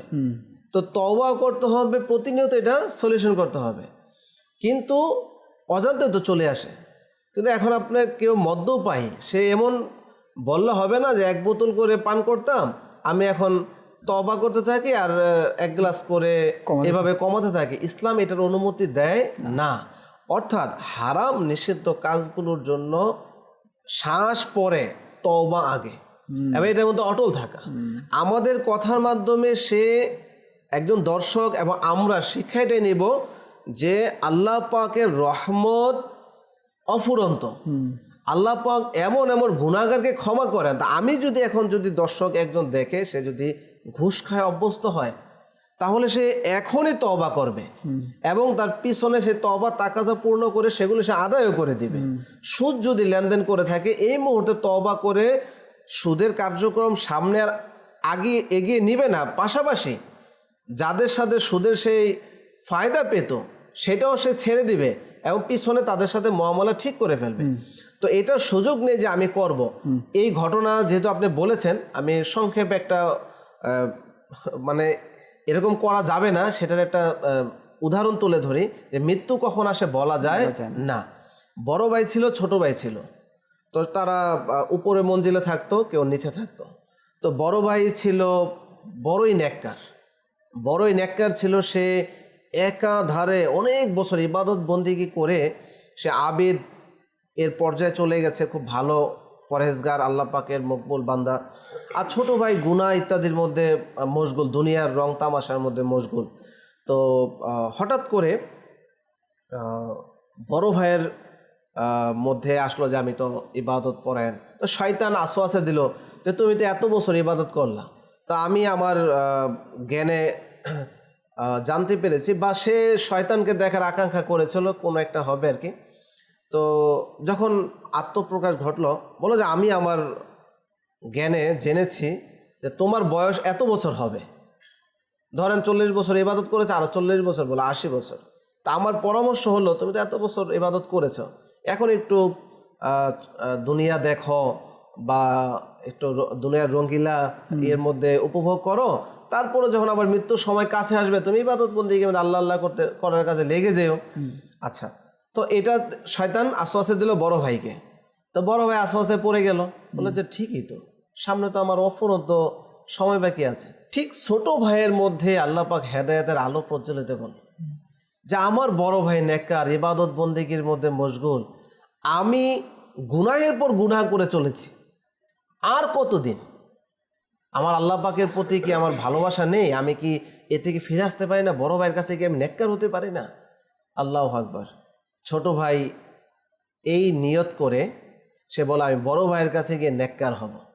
আর বড় ভাই এই নিয়তে ছোট ভাইয়ের কাছে আসার জন্য রওনা দিয়েছে যে আমি তো দুনিয়ার রঙিলা জানি না, কিভাবে কি করতে হয়, দুনিয়াকে কিভাবে উপভোগ করতে হয়, আমি ছোট ভাইয়ের কাছে গিয়ে আমি সেই পন্থা অবলম্বন করি। উভয়ে নিয়ত করে বের হয়েছে, উভয়ে নিয়ত করে বের হয়েছে, পথিমধ্যে অ্যাক্সিডেন্ট হয়ে দোনোজন ইন্তেকাল করেছে। ইন্তেকাল করার পরে আল্লাহ পাকের দরবারে ছোট ভাই সে তওবার নিয়তে নেককারের সংস্পর্শ অবলম্বন করতে যাওয়ার যে নিয়ত করেছে, এই কারণে সে নেককার হিসাবে আল্লাহ তাআলার কাছে উঠেছে। আর এই ভাই সে এত বছর ইবাদত করার পরেও সে সামান্য নিয়ত খারাপ করে দুনিয়ামুখী হওয়ার যে নিয়ত করেছে, এই কারণে সে গুনাহগার হিসাবে আল্লাহ দরবার উঠেছে। তো এই যে একটা বিষয়, এই ঘটনা, তা আমার সময় কত লাগে? আমি যে এখন চিন্তা করবো যে আমি গুনাহের মধ্যে কন্টিনিউয়াসলি চলি, তারপরে গিয়ে তওবা করব, কে জানে আমার এই নিয়ত করার সাথে সাথে মৃত্যু হতে পারে। এই জন্য আমাদেরকে সদা সর্বদা যখন নেকির কথা শুনি, নেকির কাজকে অবলম্বন করে নেয়া, আর গুনাহের কথা শুনি তখন সাথে সাথে তওবা করে নেয়া। খুবই চমৎকার উদাহরণও শুনলাম, খুবই শিক্ষণীয় বিষয় ছিল। অনেকক্ষণ ধরে হয়তো আপনারা আমাদের সাথে আছেন, এই মুহূর্তে আপনাদের কিছু কল নিব, এরপর নাতে রসুল একটা শুনবো ইনশাআল্লাহ কারীম। পাশাপাশি স্টুডিওতে ফজল রবি ভাইও আছেন, রাকিব ভাইও আছেন, দীর্ঘক্ষণ ধরে তারা শুধু আলোচনা শুনিয়ে যাচ্ছেন। জি ইনশাআল্লাহ এরপর তাদের থেকেও কিছু মাদানী ফল নিব ইনশাআল্লাহ কারীম। জি আমাদেরকে কিছু কল শুনিয়ে দিন। আমি বলছিলাম কামাল, মাদানী চ্যানেল আমি দেখি, আর আমার পরিবার সবাই দেখি, কোনো চ্যানেল দেখি না। অনেক ভালো লাগে এগুলো দেখে দেখে, আমরা অনেক কিছু শিখছি, এটা দেখে খুব উপকৃত হচ্ছি। মাশাআল্লাহ মাশাআল্লাহ, আল্লাহ তাআলা বরকত দান করুক, আপনি উপকৃত হন, আপনার পরিবারও উপকৃত হচ্ছে, পাশাপাশি আপনার বন্ধুবান্ধব পরিচিত যারা আছে তারাও যেন উপকৃত হয়, তো সেটারও ব্যবস্থা করতে হবে। তাদের নিকট পৌঁছে দিন মাদানী চ্যানেলের এই পয়গামকে। জি পরবর্তী কল শুনিয়ে দিন। আমি আমার দেখি তো আমার কাছে খুবই ভালো লাগে, যে আমাদের একটা আছি আমাদের জন্য দোয়া করবে। মাশাআল্লাহ, দোয়া করি আল্লাহ তাআলা বরকত দান করুক, মাদানী চ্যানেলের সাথেই থাকবেন ইনশাআল্লাহ কারীম। জি পরবর্তী কল শুনিয়ে দিন। আমি নওগাঁ থেকে, আমি মাদানী চ্যানেল সবসময় দেখি এবং ভালো লাগে, এটা কিয়ামত পর্যন্ত চলুক, আমি এই দোয়াটাই করি। আমিন আমিন, এই দোয়া আমরাও করি, আপনারাও করুন। পাশাপাশি এইভাবে মেসেজের মাধ্যমে, কলের মাধ্যমে উৎসাহিত করবেন ইনশাআল্লাহ কারীম। মাদানী চ্যানেল আল্লাহ তাআলা চাইলে পুরো বাংলার ঘরে ঘরে কোনায় কোনায় পৌঁছে যাবে ইনশাআল্লাহ কারীম। জি পরবর্তী কল শুনিয়ে দিন। আমি মোহাম্মদ নবীদ হোসেন, আমার এই মাদানী চ্যানেল অনেক ভালো লাগে, এই হুজুররা যা বলে আমার কাছে খুবই ভালো লাগে, আমার পরিবারের সবাই পছন্দ করে, আমার সবাই অনেক ভালো হয়ে গেছে এই মাদানী চ্যানেল দেখতে। আমি দোয়া করি আল্লাহ যেন হুজুরদেরকে নেক হায়াত দান করে। আমিন আমিন। মাদানী চ্যানেলের যে সকল মুবাল্লিগ রয়েছেন, নাতখা রয়েছেন, এবং এই অনুষ্ঠান পরিচালনা করার ক্ষেত্রে যারা স্ক্রিনের বাইরে রয়েছেন, পর্দার পিছন থেকে যারা কাজ করছেন, সকলের জন্য আল্লাহ তাআলা এই দোয়াকে কবুল করুক, সকলের হকে এবং সকলের খেদমতকে আল্লাহ তাআলা কবুল করুক। জি আমাদেরকে আরো একটি কল শুনিয়ে দিন। আমি তারপর থেকে বলছিলাম, আমি মাদানী চ্যানেল দেখি এবং ভালোবাসি তাকে, প্রায় সময় আমার দেখায়, আমার থেকে অনেক ভালো, আমার পরিবার সবাই দেখে। মাশাআল্লাহ, খুবই চমৎকার কিছু কল ছিল যে পরিবার, নিজে উপকৃত হওয়া, ভালো লাগা। এটাও একটা ভালো বিষয় যে ইসলামের কথাগুলো তো এখন অনেকের ভালো লাগে না, আমাদের ভালো লাগছে। এই ভালো লাগার নিয়ামতটুকু আল্লাহ তাআলা আমাদেরকে দিয়েছেন, এটা যেন আমাদের আমৃত্যু থাকে। ইসলামের কথাগুলো শোনা, ভালো লাগার উপর আমল করা, আল্লাহ তাআলা আমাদেরকে তৌফিক দান করুক। যে আলোচনা শুনছিলাম আল্লাহ তাআলার প্রতি ভরসা করার ফজিলত। ফজল রবি ভাই, আপনার কাছে আরও একবার আসবো এবং একটি নাতে মুস্তফা ইনশাআল্লাহ নিব, যে আরও কিছু যদি মাদানী ফল প্রদান করতেন। আসলে আমাদেরকে আল্লাহ তাআলার উপর পরিপূর্ণ এবং অন্তর থেকে ভরসা করতে হবে।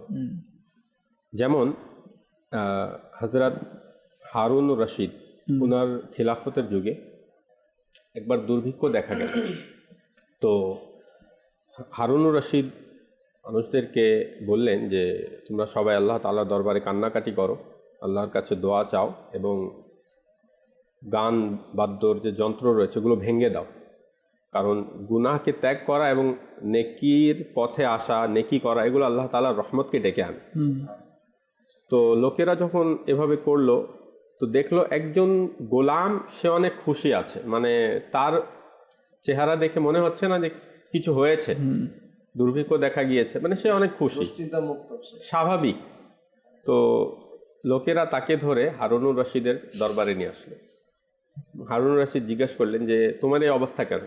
তো সে বলল যে আমি যার গোলাম, আমার মালিকের কাছে অনেক গম রয়েছে, মানে অনেক খাদ্য মজুদ আছে, তো এই জন্য আমি এত খুশি, যেহেতু আমি তার গোলাম, সে যখন খাবে আমাকে নিয়েই খাবে, আমাকে ছেড়ে সে খাবে না, তো এই জন্য আমি খুশি আছি। তখন হারুনুর রশিদ বললেন যে সামান্য একজন গোলাম, তার যে মালিক সে একজন মানুষ, কিন্তু ওই মানুষের উপর সে ভরসা করে, তার মুখের যে মানে এক্সপ্রেশন, যে মানে দেখা যাচ্ছে যে কোনো সমস্যাই হয়নি। আর আমাদের মালিক তো আল্লাহ পাক, যা যিনি সব কিছুর মালিক, যিনার ভান্ডার অফুরন্ত অফুরন্ত এবং বেহিসাব আল্লাহ তাআলা দান করেন। তারপরে আল্লাহ তাআলার যে মানে খাজানা রয়েছে তার মধ্যে কমতি আসে না। আমরা তো তার বান্দা, তারপরেও আমরা চিন্তিত হয়ে আছি। আল্লাহু আকবার। তো এই ঘটনা থেকে বোঝা যাচ্ছে যে একজন গোলাম নিজের সাধারণ মালিক এবং সেও মানুষ, তার উপর এমন ভরসা করছে, আর আমরা তো আল্লাহ তাআলার বান্দা হয়ে কি নিরাশ হয়ে বসে যাই। আল্লাহ পাক কোরআনে পাকে ইরশাদ করেছেন, ওয়ামান ইয়াতাওয়াক্কাল আলাল্লাহ ফাহুয়া হাসবুহ, এবং এর পূর্বে আছে যে ওয়ারযুকহু মিন হাইসু লা ইয়াহতাসিব, আল্লাহ পাক তাকে সেখান থেকে রুজি দিবেন, সেখান থেকে রিজিক দিবেন যেখানে তার কোনো মানে ধারণাই নেই। আসলে প্রকৃত পক্ষে যখন বান্দা আল্লাহর উপর ভরসা করবে তখন সেখান থেকে সে রিজিক পেয়েও যাবে। কিন্তু ওই যে নিজের মাইন্ড যখন খাটাবে যে কি হবে, মানে আল্লাহর উপর একদমই ভরসা নেই, ভরসা আছে কিসের উপরে? টাকার উপরে। আমার কাছে কিছু নেই, আমাকে কিছু করতে হবে, আচ্ছা এটার উপর ভরসা করা, এটা তাওয়াক্কুল না। তাওয়াক্কুল হচ্ছে আপনি ওই কাজটা করবেন, সকালে বাসা থেকে বের হবেন, হ্যাঁ সারাদিন কাজও করবেন, আর ভরসা এটা হবে যে আল্লাহ পাক চাইলেই হবে, এটা হচ্ছে তাওয়াক্কুল। যেমন তাবেই বুজুর্গ হযরতে সৈয়দুনা আবু ফরওয়াহ আদি বিন আদি জাজিরি রহমতুল্লাহ আলাইহি বলেন যে এক ব্যক্তি স্বপ্নের মধ্যে আমাকে বলল যে আপনি কি জানেন তাওয়াক্কুলকারীরা আরামে থাকবে? তো তিনি আরজ করলেন আল্লাহ পাক আপনার উপর দয়া করুক, কোন জিনিস থেকে আরামে থাকবে? তো তিনি বললেন যে দুনিয়ার দুঃখ থেকে আরামে থাকবে এবং হিসাব এবং হিসাব নিকাশের যে একটা কঠোরতা আছে সেগুলো থেকে আরামে থাকবে। তো তিনি বলেন যে আল্লাহর কসম, এই স্বপ্ন দেখার পর রিজিক দেরিতে অথবা তাড়াতাড়ি পাওয়ার ক্ষেত্রে আমি কখনো দুঃখিত হয়নি, এবং আমি কি করেছি? তাওয়াক্কুল সেদিন থেকে আমি করা শুরু করে দিয়েছি, কারণ আমি জানি যে আল্লাহ পাক কি আমাকে দান করবেন। ইমাম গাজালি রহমতুল্লাহ তাআলা বলেন যে আমার কাছে মাশায়েখদের নিকট থেকে মানে কিছু বক্তব্য এসেছে যার সারসংক্ষেপ হচ্ছে যে তাওয়াক্কুল হলো বান্দা এই দৃঢ় বিশ্বাস রাখবে যে আমার জীবন টিকে থাকা এবং আমার দুশ্চিন্তা দূর হওয়া এবং আমার রিজিক লাভ, এই সবই আল্লাহর পক্ষ থেকেই হয়। এগুলো দুনিয়ার উপকরণ বা বাহ্যিক মাধ্যমের কারণে হয় না, সব কিছু আল্লাহর পক্ষ থেকেই হয়। বরং আল্লাহ তাআলা চাইলে আমার জীবন রক্ষা, দুশ্চিন্তা দূর এবং রিজিকের দানের জন্য কোনো সৃষ্টিকে বা দুনিয়ার কোনো বস্তুকে মাধ্যম বানিয়ে দেন। এটা আল্লাহ তাআলা চাইলে বানিয়ে দেন। আবার আল্লাহ তাআলা চাইলে বাহ্যিক উপায় এবং দুনিয়ার মাধ্যম ছাড়াই আমাকে জীবিত রাখতে পারেন এবং রিজিক দান করতে পারেন। এবং ইমাম গাজালি বলেন যে যখন তুমি তাওয়াক্কুলের এই অর্থটি হৃদয়ে দৃঢ়ভাবে স্থাপন করবে এবং এর উপর বিশ্বাস রাখবে, তখন তোমার অন্তর সৃষ্টি ও বাহ্যিক উপায়ের ওপর নির্ভরশীল না থেকে একমাত্র আল্লাহর দরবারের দিকেই নিবদ্ধ থাকবে। যখন আমরা এই জিনিসটা বিশ্বাস করব তখন কি হবে? আমাদের মানে অন্তরটা আল্লাহর দিকে কি হয়ে যাবে? ধাবিত হয়ে যাবে। তখনই তুমি প্রকৃত অর্থে তাওয়াক্কুল অর্জন করবে। দেখেন আমাদের নবী করিম সাল্লাল্লাহু আলাইহি ওয়াসাল্লামও সাহাবা ইকরামকে তাওয়াক্কুল শিখিয়েছেন। যেমন প্রসিদ্ধ একটি হাদিসে পাক রয়েছে, হযরতে ইবনে আব্বাস রাদিয়াল্লাহু তাআলা আনহু, তিনি বলেন যে ছোটোবেলায় আমি নবী করিম সাল্লাল্লাহু আলাইহি সাল্লামের পিছনে বসেছিলাম সাওয়ারিতে। কুনতু খালফান নবী সাল্লাল্লাহু আলাইহি সাল্লাম ইয়াওমান ফাকালা ইয়া গুলামু, নবী করিম সাল্লাল্লাহু আলাইহি সাল্লাম বলেন, হে ছেলে, ইন্নী উআল্লিমুকা কালিমাতিন, আমি তোমাকে কিছু বাক্য শিখিয়ে দেই। ইহফাজিল্লাহা ইয়াহফাজকা, তুমি আল্লাহ তাআলার বিধানের পাবন্দি করো, আল্লাহ তাআলার বিধান পালন করো, মেনে চলো, অর্থাৎ আল্লাহ তাআলা যা করতে বলেছেন সেটা করো, যেগুলো থেকে নিষেধ করেছেন সেগুলো থেকে বিরত থাকো। তো কি হবে? ইয়াহফাজকা, আল্লাহ তোমার হিফাজত করবে। তারপর বলেন ইহফাজিল্লাহা তাজিদহু তুজাহাক, ইহফাজিল্লাহ, এখান থেকে উদ্দেশ্য হচ্ছে যে আল্লাহ তাআলার হক আদায় করো, তুমি আল্লাহকে তোমার সামনে পাবে। তারপর ইরশাদ করলেন ইযা সাআলতা ফাসআলিল্লাহ, যখনই তুমি কোনো কিছু চাইবে আল্লাহর কাছে চাইবে। এই যে যখনই কোনো কিছু চাইবে, এর ব্যাখ্যায় বলেন যে ছোট বস্তু হোক অথবা বড় বস্তু, আল্লাহর কাছে চাইতে লজ্জা পাওয়া যাবে না যে এই একটা ছোট বস্তু, যে এই একটা সাধারণ বিষয় আমি আল্লাহর কাছে চাইবো, সই হোক না কেন, অবশ্যই এটা আমার প্রয়োজন এখন, হ্যাঁ, সেটা চাইতে লজ্জাবোধ করা উচিত। লজ্জাবোধ করা যাবে না, সেটাও আল্লাহ তাআলার কাছে চাইতে হবে। তখন আল্লাহ পাক কোনো মাধ্যম লাগিয়ে দিবেন, কিন্তু চাইতে হবে আল্লাহর কাছে। আর কোনো সাহায্য সেটাও আল্লাহর কাছে চাইতে হবে। তো এটা হচ্ছে তাওয়াক্কুল। তারপর নবী করিম সাল্লাল্লাহু আলাইহি ওয়াসাল্লাম বলেন ওয়া ইনিজতামাউ আলা আন ইয়াদুররুকা বিশাইইন লাম ইয়াদুররুকা ইল্লা বিশাইইন ক্বাদ কাতাবাহুল্লাহু আলাইকা, বলেন যে পুরো উম্মত যদি তোমাকে ক্ষতি করতে লেগে যায়, একত্রিত হয়ে যায় তোমাকে ক্ষতি করার জন্য, কিন্তু ততটুকুই ক্ষতি করতে পারবে যতটুকু আল্লাহ তাআলা লিখে দিয়েছেন। তার মানে আল্লাহ তাআলা যদি তোমার ভাগ্যে লিখেছেন যে তারা ক্ষতি করতে পারবেন না, তারা যদি একত্রিত হয়ে যায় করতে পারবে না। এটা নবী করিম সাল্লাল্লাহু আলাইহি ওয়াসাল্লাম শিক্ষা দিচ্ছেন। তারপর বললেন যে লাউইজতামাআত আলা আন ইয়ানফাউকা বিশাইইন লাম ইয়ানফাউকা ইল্লা বিশাইইন ক্বাদ কাতাবাহুল্লাহু লাকা, আর যদি সমস্ত উম্মত জমা হয়ে যায়, একত্রিত হয়ে যায় যে তোমার কিছু উপকার করবে, কিন্তু ততটুকুই করতে পারবে যতটুকু আল্লাহ তাআলা লিখে দিয়েছেন। সব কিছু লিখে দেয়া হয়েছে, যা আমরা করছি, যা আমরা করব, সব কিছু লিখে দেওয়া, আমরা যা পাবো, আমরা কি পাবো, সব কিছু লিখে দেওয়া হয়েছে।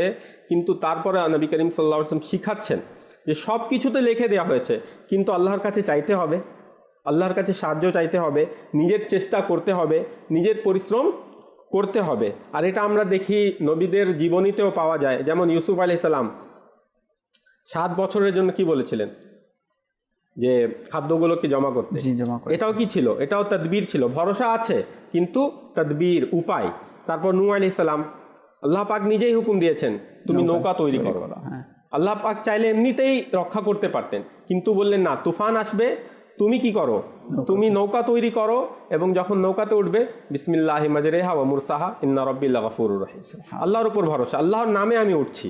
তো দেখেন আমাদের দিন আমাদেরকে এইটাই শিখাচ্ছে, সব কিছু উপায় উপকরণ অবলম্বন করার পর এটার উপর বিশ্বাস না করে আল্লাহ পাকের উপর বিশ্বাস করা, এটা হচ্ছে তাওয়াক্কুল। খুবই চমৎকার একটি সেশন হয়েছে বলা চলে তাওয়াক্কুল সম্পর্কে। কোরআন, হাদিস, বাস্তব উদাহরণ সব কিছুই ছিল এর মধ্যে। আমার খুব ভালো লেগেছে, অনেক কিছু শিখার আজকে ছিল। আল্লাহ তাআলা আমাকে এর উপর আমল করার তৌফিক দান করে, এবং মাদানী চ্যানেলের দর্শক শ্রোতা যারা রয়েছেন, শোনা উচিত, বোঝা উচিত। মনের মধ্যে প্রশান্তি হয় না, আমাদের রব আছেন, তার উপর ভরসা করা উচিত, এবং করলে যে এর ফায়দা রয়েছে, উপকার রয়েছে, এগুলো তো জ্বলন্ত উদাহরণ না। আম্বিয়া কেরামের ঘটনা রয়েছে, কোরআনে পাকের মধ্যে বর্ণিত হয়েছে, হুজুর সাল্লাল্লাহু আলাইহি ওয়াসাল্লাম শিক্ষা দিয়েছেন। তো ওই মোতাবেক আমাদের চলা উচিত। আজকে আমরা নাতি রাসূল শুনিনি, তবে অনুষ্ঠানের সময় শেষ প্রান্তে চলে এসেছে। বলবো একটি নাতি রাসূল চালিয়ে দিন, এর মাধ্যমে ইনশাল্লাহ আমাদের অনুষ্ঠান সমাপ্তির দিকে যাবে, শেষ হবে। জি, আমাদেরকে নাতি রাসূল শুনিয়ে দিন। সৃজন ওগো প্রিয় নবী, চন্দ্র সূর্য ভুবন ওগো প্রিয় নবী, বিপদ আমার যেন সব দূর হয়, বিপদ আমার যেন সব দূর হয়, কর দয়া এমন গো প্রিয় নবী, কর ইয়া এমন গো প্রিয় নবী তব তোরে সৃজন গো প্রিয় নবী চন্দ্র যৌবন গো প্রিয় নবী কবরালোকিত করো তুমি আমার কবরালোকিত করো তুমি আমার রেখে তোমার চরণ গো প্রিয় নবী রেখে তোমার চরণ গো প্রিয় নবী তব তোরে সৃজন গো প্রিয় নবী চন্দ্র যৌবন গো প্রিয় নবী ইয়া রাসূলুল্লাহ ইনজুর হালানা ইয়া হাবিবাল্লাহ ইসমা ক্বালানা ইয়া রাসূলুল্লাহ ইনজুর হালানা ইয়া হাবিবাল্লাহ ইসমা ক্বালানা إنني في بحر هم مغرق خذ يدي سهل لنا أشكالنا পেয়েছি সব কিছু চেয়েছি যা কিছু পেয়েছি সব কিছু চেয়েছি যা কিছু তব মর্যাদা এমন প্রিয় নবী তব মর্যাদা এমন প্রিয় নবী তব তোরে সৃজন গো প্রিয় নবী চন্দ্র যৌবন গো প্রিয় নবী করো এমন দয়া হে রসূলে খুদা করো এমন দয়া হে রসূলে খুদা দাও না পাপ মুক্ত মন গো প্রিয় নবী দাও না পাপ মুক্ত মন ও গো প্রিয় নবী তব তোরে সৃজন গো প্রিয় নবী চন্দ্র যৌবন গো প্রিয় নবী প্রিয় নবী রহমত পূর্ণ হোক প্রভাত আমার তাহাজ্জুদ আর ফজরের অভ্যাস আছে যার রহমত পূর্ণ প্রভাত হয় তার।